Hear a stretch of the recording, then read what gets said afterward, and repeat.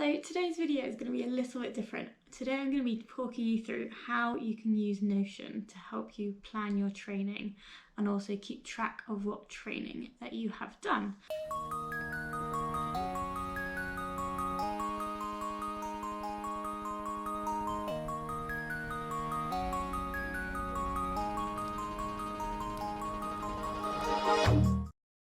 So to start with, I'll just take you through a little bit of my own Notion and how it works in terms of workouts. So if I click into the gym, it then brings up my main homepage and that tells me what I've got today.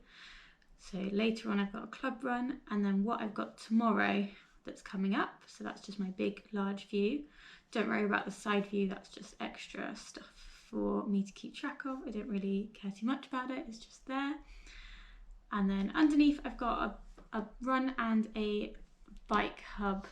These don't really matter, they're just kind of their own little homepage. So the bike hub keeps track of Zwift and what routes I've done, whereas my run club, if I click on that, it will just take me to a page that only shows my runs and what I'm trying to do to improve that. So that's just a different view of what I'm going to show you.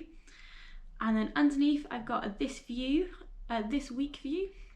So it shows me what I have in the next few days coming up. So as you can see, I filmed this a little bit before today, and yeah, it just tells you what's happening, when I should be doing it. Some of these have times on them, so my group club runs, they'll have a time within the date section, and so will park run. I think everything else is just like the day, and it just helps in terms of sorting as to where it goes, but obviously you don't need to put time if you do not want to.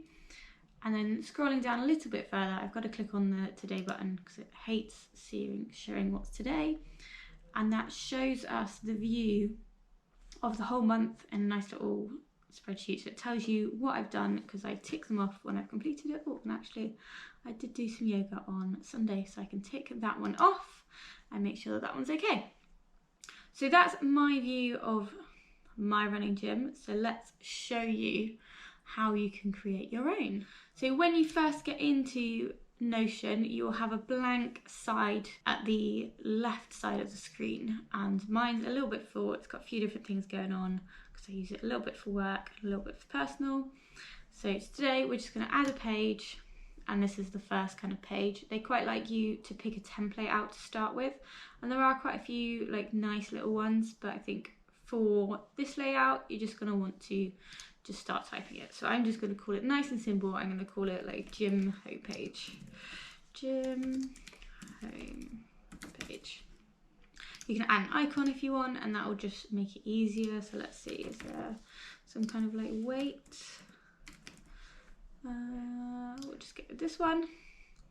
And there you go. You've got a little page for your gym. So we will begin by making a little bit of a kind of call out, and that will just show you what your goals are. So if you do the / button and then write call out, it kind of highlights the section. Again, you can change this. So I'm just going to go with an announcement, and this is going to say goals, and let's say we want to drink 2 litres of water a day, and then also do 3 workouts a week. So then every time you go onto this page, that'll be right at the top, and hopefully it will just motivate you a little bit more when it comes to sticking to them. Obviously you can make that as elaborate as you want, but for now that's what we've done. So then moving on to actually your gym workout and planning your workouts in. So you're going to want to make a database. So I've just gone / and written data, and then to start with we're just going to make an inline database. So this will mean it will create it here. We're going to call it workouts, and then you can change this view name, but for now we're just going to keep it how it is because this is going to be just a nice basic setup in terms of getting everything all together. So we're going to start by making our first entry. So we need to think about what we want to be displaying and what information we want to take about every single workout before we do anything. So the first thing you're going to want is a name. You kind of have to for this. It's just the way it works. So then what would you like to do? Would you like to You might want to decide whether it's an indoor, an outdoor, or at the gym workout. So obviously if it's indoor, it could be an at home kind of stretching or following along with a YouTube video, something like that. So let's do that. We will edit this property. We're going to rename it as location. And this one could be a multi-select, but it's most likely going to be select because they're all quite discrete bits of data, which means it can't really be both on location and in the gym or something like that. So we'll call it indoor, and then we'll add an outdoor, and then we'll add a gym in there too. So there's 3 different categories for location. Then if you're doing lots of running, you might want to have your distance in there. So that is going to be a number. So you can select that number. You can then kind of decide these days whether you want it as a bar or a ring. If it's your distance, you're probably just going to want your number, because if not, it gets a little bit complicated. You can specify whether you want to do that in kilometers or if you want to do it at miles. I'm a kilometers person, so I will just pop kilometers there to remind me. If you're someone that runs by time, so we want a number and we want to just call it time. You're likely to do that in minutes unless you want to be really exact and be like 1.25 hours or something like that. It's probably just easier to stick with time in minutes. You don't have to fill out all of these for every single thing either. It's just things that you might want to keep track of depending on where it is. And then another one is effort level. So do you want your effort, actually I'm going to call this a multi-select. Your effort, do you want it to be easy? Do you want it to be hard? You can change your terminology. So you could have like a 1 to 5. You could even get into the emojis and do like 1 fire, and then 2 fire, and then 3 fire if you really wanted. So for now, we'll just keep it like that. And then for number 4 fire, we'll go like that for number 5. So then we can be like, oh, this one's easy. And then as you go up, when you get to number 5, obviously that's going to be the hardest workout you can do. And that just, again, just helps you in terms of effort. I've made it a multi-select. So what I'm kind of thinking there is it going to be recovery? Is it going to be easy? Is it going to be steady? Things like that. So sometimes your steady or your easy might be the same. Completely up to you what you write here for your training. So we've got location, distance/time, and effort level. Another thing you might want to add in here is like the why. So why are we doing this session? What's the focus? So I'm going to call it, and here I'm going to call it reason. So here it might be because you want to go faster. It might be for an upcoming race. Oh, I didn't finish typing that, did I? Upcoming race.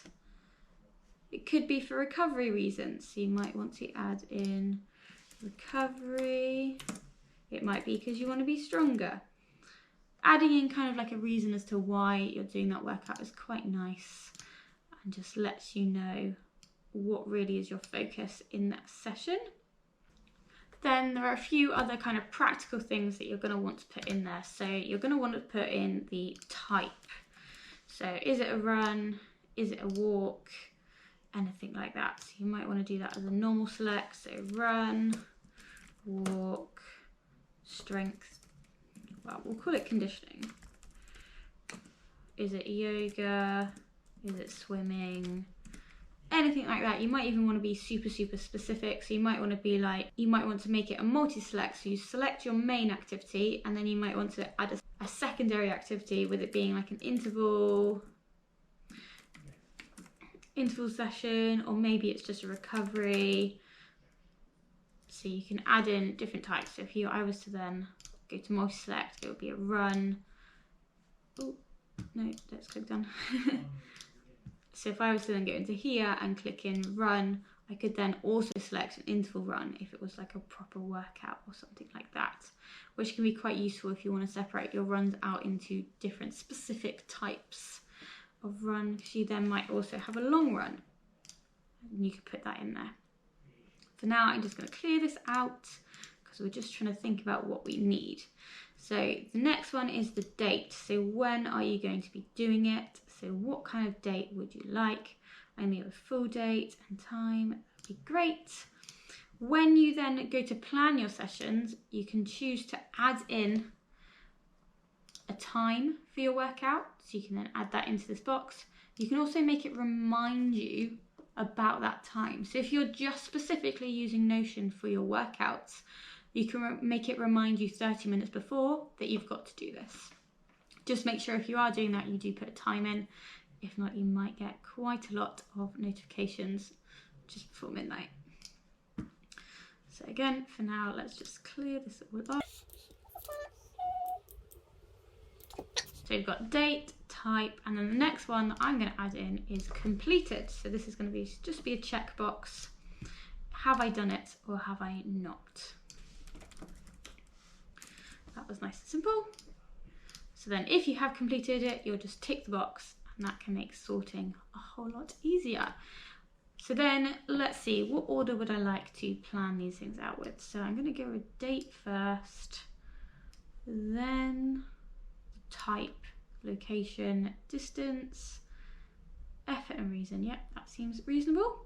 So that is the main setup of every single activity. Again, you don't need to use every single box for all of the types. It can just make sorting in your different views a whole lot easier if you do have quite a lot of different properties. And then let's create some templates. So this is a quick way for you to be able to plan in your sessions without having to go through all those properties every single time, because that can be a little bit time consuming. So we're going to create a quick template for a circuit workout. So for this, I'm going to add a little icon, and I'm going to put a little, is there someone doing a press up or something? Nope. Is there, we're just going to go with the weight person again. Let's go with this one. And then date, we're going to keep empty for now because we don't want that one. We're going to add conditioning. It is intervals because you're going to be doing a certain circuit. And we're going to do this in the gym. Not really going to have distance, but it might have a time. It's going to take 45 minutes.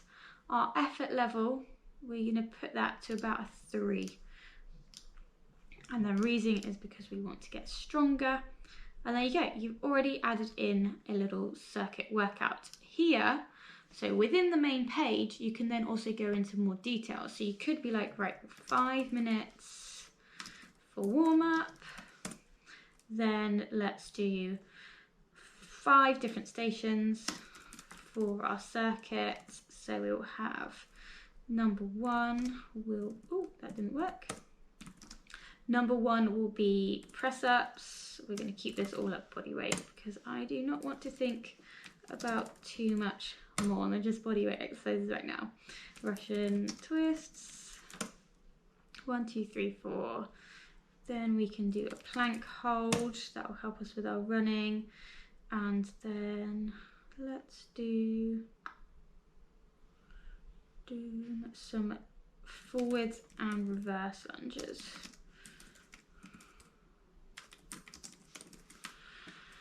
Okay, we're going to do each of those stations for 45 seconds. So then we'll have a 15-second break between each station. So that will take 5 minutes for all of these. So we will then do this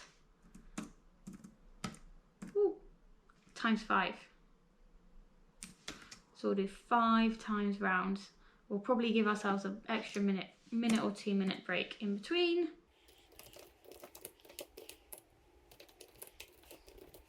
But then we'll do it times 5. And then a little cool down. Again, you can make this pretty. You can add little highlighting and bits and pieces like that. But you might just want to keep it plain and simple. So there's a quick little circuit workout for us. That is in our template. So we've not actually set that, we've just done a template. So our next template, let's create one for a run. This is going to be a nice easy run. And it's going to be outdoors, and it's just going to be 5 kilometers. Effort level is quite nice and easy, so we'll go with 2. And reason is just recovery. So that was even easier. You don't really need to specify much for the run. You might also want to add in routes and things like that. I quite like to have an icon. Let's go, trainer there. And then you can also add covers. So let's see what they've got. We're going to go to Unsplash. We'll see what they've got for running. We'll just go with this track, even though that doesn't make sense for a recovery run. So there are 2 quick, easy little templates that we've added to this workout table. So there's still nothing here, and that's fine. We haven't loaded anything in yet. So now I'm going to create another view. So I'm going to go to this plus button next to the table, and I'm going to put calendar. And we are just going to call this calendar view. And I find it quite a lot easier to plan in this visual way than anything else. So to start with, I'm going to choose, right, Monday, Wednesday, Friday, I'm going to do a run. So to make that nice and simple, I'm going to go into Friday, add a run, and then come back out into that calendar view. You can decide what gets shown on this calendar view. So I'll show you how to do that now. You go up into this little 3 marks, you go to properties, and then you want to decide what it is that gets shown. So are you going to show the type? Do you want to show the distance? Or do you want to show the location? I'm going to show completed and location, so then I know where I am. When you're in calendar view, it's quite picky as to how the properties get shown. So they get shown in the order that you tick them. So I'm just gonna hide completed for a second and then add it back on. So then when we come back out, it's at the bottom, because that's just a lot nicer to be able to see. From here, instead of going into every single day and doing a run, I'm actually going to duplicate this and then bring it out to those days that I wanted a run on. I haven't added a time, but obviously you can add a time and a notification if you would like to. And then I'm also going to add a Saturday workout. So we're going to go with the circuit workout, and we are going to go back into calendar view and then duplicate and add that to a Saturday as well. So there we go. We have now roughly completed the rest of January with all of our runs and our workouts. You can make this as complicated as you would like. This is just a nice simple way of viewing everything. So then, this is basic view. This is how I like to plan things out in advance, but then daily it's quite hard to follow this view. So then what I do is I take this database and I just create a different view for it. So I'm going to type the / type view, link. Nope, that's not going to work. We're going to write database, and we're going to scroll down and click on linked view. We want the workout database. Hopefully it'll find it. I want this one that's in the gym homepage, not my other one. So we want the one that we've just created. And we don't actually want any of these views, so we're not going to copy any of them. We want to delete these 3 entries. And now it shows us a bit more of a view than what we had previously. This is the same database. So if I change anything here, so if I change this 23rd to the 22nd, you'll see that up here, that run is now on the 22nd. They're the same database, so they both affect each other. So for your different views, you're going to use your filters section. So we're going to, here in this view, we're going to have this week. So our date is on or before, and then we want a week from now. So that will show us the next week in advance. It's always quite helpful actually if you have a run that is on the same day that you're doing this, so you can actually There you go. Because sometimes when you do these filters for the date, it doesn't do the date of today. So you need to make sure you've got the on is within that date section. So we're going to rename this view. To do that, you click here, rename this week.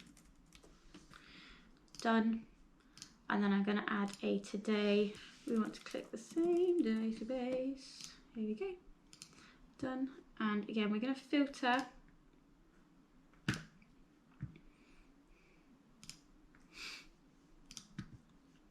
This time we don't want the view to look like this. So we're going to just completely come out of this first of all.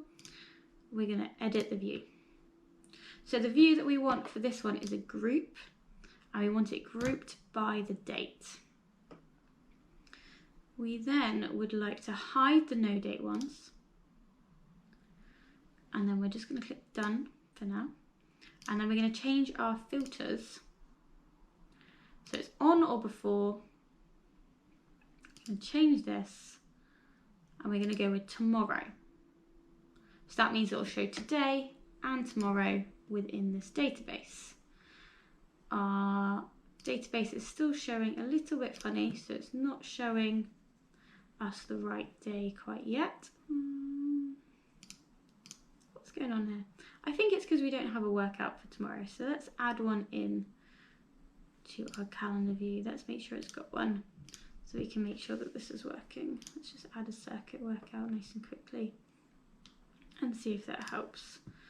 So today and tomorrow, so this week, there we go, now it works. So as long as you've got one for tomorrow, it will show up now that we've set it up. Again, like I said, sometimes it's just quite helpful to have data so you know what's going on with it. And then I'm going to click delete that because we know it's working now. The second thing I'm going to do to this view, I'm going to edit it. And I'm going to put a filter in, so if it is checked, it's not going to show up. So I'm going to go, if it is unchecked, it can go. It can be in here. Oh, that didn't work. It is unchecked. There we go. That just means that once you've completed it, it will go from this view. You can then edit this view to look slightly differently, because right now it's in a table view, which doesn't look too nice. I quite like having it in gallery view here. And again, you can decide what is shown here. So we're going to change it to cover. So as you can see in the background, the run, our little cover that we put up there has now just come up. And again, you can change the properties. So we're going to go in, we're going to go to the double, we're going to add properties, so that we can see what the effort level is and whether we've completed it. And then we're just going to move this view along so it's the default. We're going to rename it upcoming, click done. So there are your two views. So this is a quite nice one. So I'm going to move this one up because this is really the one that we'll be using on a day-to-day. So you've got what's coming up, and then this is your planning view, your bigger, larger thing, and this will show it regardless of whether you've completed it or not, but your view at the top won't show it if you've completed it, if you've followed along with me. So with these two different setups, obviously you can do loads and loads of different things with it. It's completely up to you how you filter it and what views you put on it and how it looks, but get creative. This is just the basics of creating a workout schedule, and that I wanted to share with you because it might help you with some of your New Year's goals and resolutions. So good luck everyone, and if you have a little Notion for your gym, try and show it to us. Give us some kind of inspiration as to how you've done it, and I hope this helps you in terms of completing your goals and getting set up with Notion, because it really is quite a good tool. You can do quite a lot with it, but it's just knowing your way around it. That's kind of a big issue, I think, because it's quite hard and quite tricky to work out. So I wish you all the best with all your running, and goodbye.